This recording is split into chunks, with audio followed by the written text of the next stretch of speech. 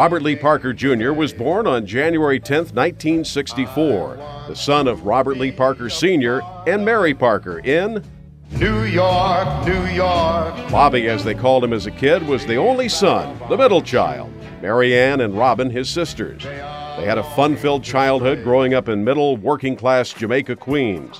There was fun, friends, and parties to pass the time. It was in this house in 1974 he met his friends for life, the Black Cats, the neighborhood baseball team. The 11 boys all grew up off Sayers Avenue. 40 years later, they're still friends.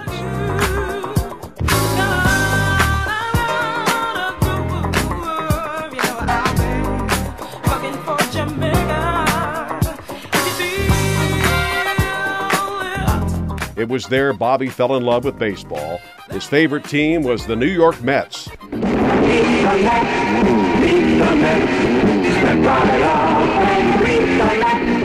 His first hero was first baseman Ed Kranepool, but his all-time favorite was slugger Darryl Strawberry. High fly ball, hit deep to right field, way back, maybe, going, gone, home run! Bobby's love for reading and writing started young, so much so that his second-grade teacher, Ms. Noble, said he should be a writer when he grows up. By age 9, he was reading 3 newspapers a day. It was then he wanted to be Oscar Madison, a sports writer minus the sloppy part. Hence, his first job was delivering the Long Island Press. Listen to a young Rob doing a pretend sportscast into his tape recorder. Live from the CBS Broadcast Center in New York, it's WCBS Sports Update with Rob Parker. Hello and welcome to another edition of Sports Update. At the top of the sports news, as predicted here on Friday. Rob graduated from Martin Van Buren High School in Queens Village. With money from Fox chairman Rupert Murdoch, he started an all-sports paper, Sportsline. He took Angela to the prom. He met great friends including Julie, Bruce, Glenn, and Scott, and Steve and Ed. While in high school, he appeared on his favorite sportscaster show, The Warner Wolf Show. Listen to Rob already asking the tough questions.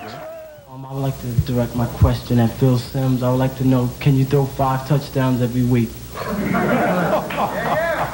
Can you get straight A's every week?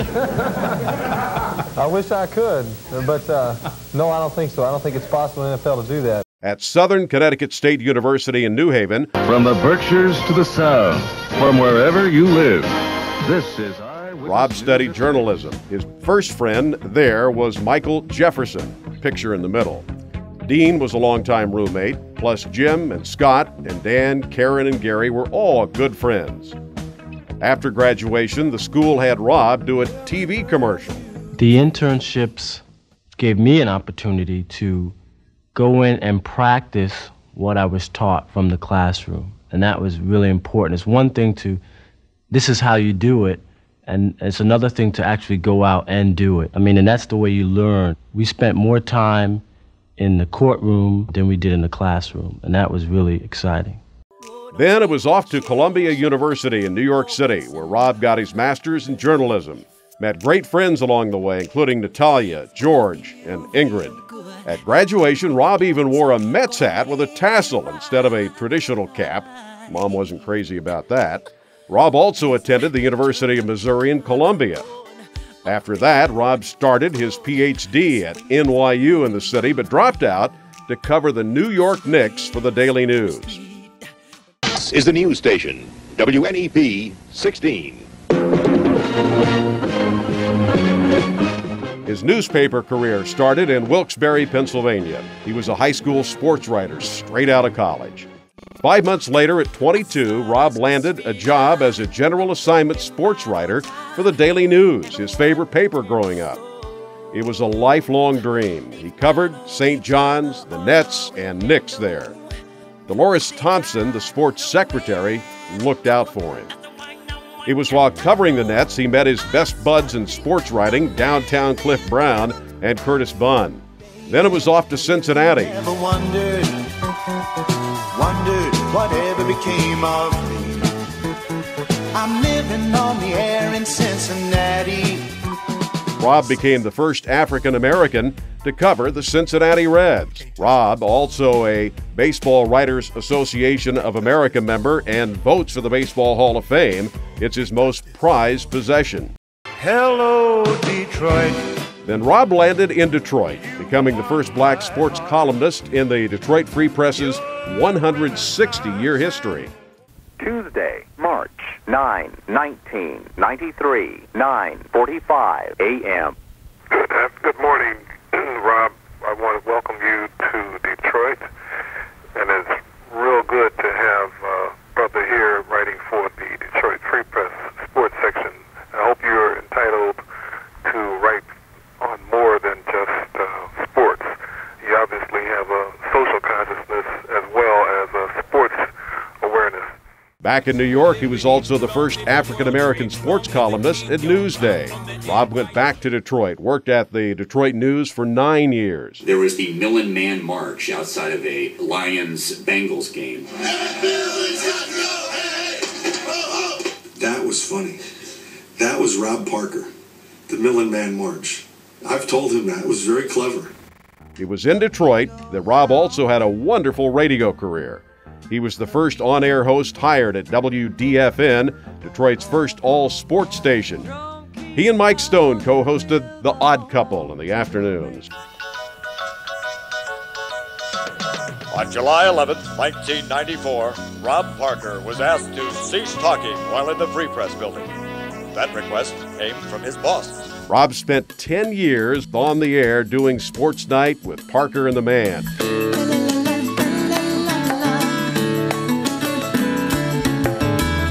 Parker and the Man. The Man, of course, being Mark Wilson. The show was both fun and informative. Hey, this is Joe Dumars, and you're listening to Detroit's Late Night Talk King. Sports Night with Parker and the Man. Rob and Mark do it right every night, 10 to 1 on 97.1 FM Talk. It was also in Detroit Rob started doing local TV and made his mark on Sports Final Edition. That we honestly look at Sly Kroom, the offensive coordinator. We have the paper filled out. Please sign it and resign immediately. My moles are telling me that this is it. This will be Lloyd Carr's last year.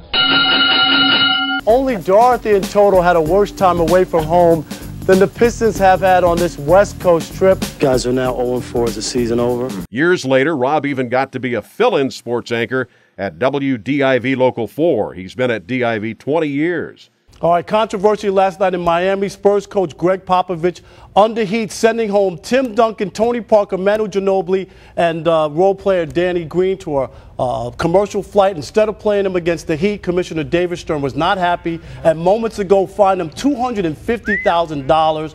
I'm with Stern. I don't think it's right. It would be like turning on Local 4, looking to see Bernie do the sportscast, and Rob Parker being there. Wait a minute. Come on. Who wrote that? What? That's not right. That's good stuff, Rob. Great job. You know what the Tigers said to the Oakland A's last night? NB, see you later. They're going to the ALCS. We'll discuss coming up next. Rob hit the national level on TV at ESPN.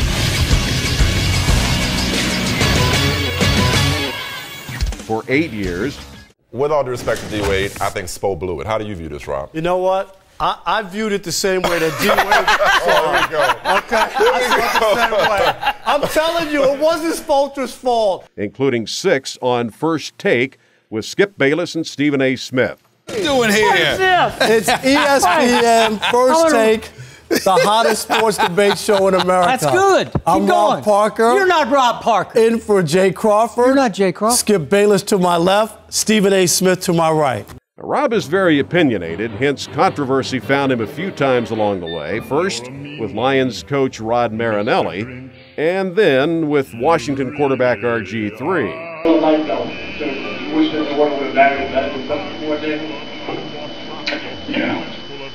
Griffin tells the magazine he's not sure Parker should have been fired, saying, "There's some wrong in what he said, but there's some wrong in him losing his job as well. And I don't want people to think that that I'm trying to stick it to Rob Parker or that I'm happy he lost his job."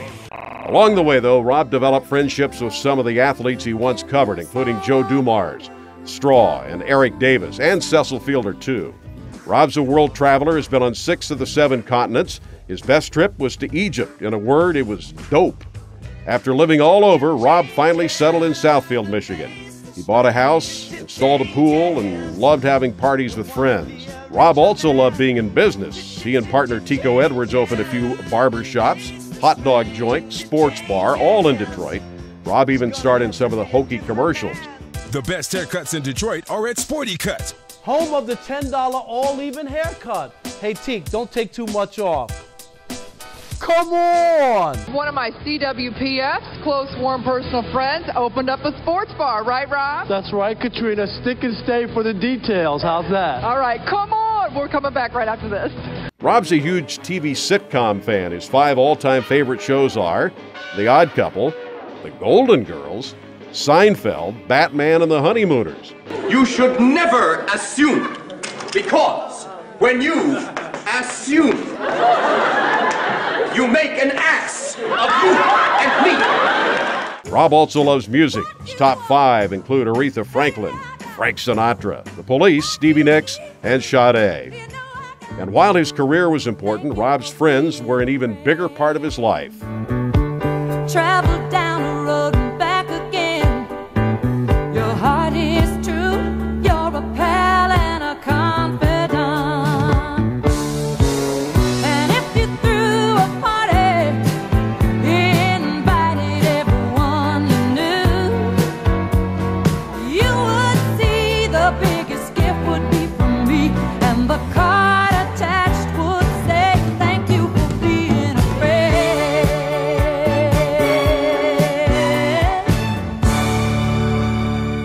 On a personal level, there were some special women in Rob's life, but it was Camille Green who ultimately won his heart. They were married in Detroit in 1997. Robert, will you have Camille to be thy wedded wife, to live together after God's ordinance in the holy estate of matrimony? Wilt thou love her, comfort her, honor and keep her in sickness and in health, and forsaking all others, keep thee only under her so long as you both shall live? Absolutely, I will. Rob's family, though, is the most important element to his life. They supported him through the good times and bad times. He has great love for his family.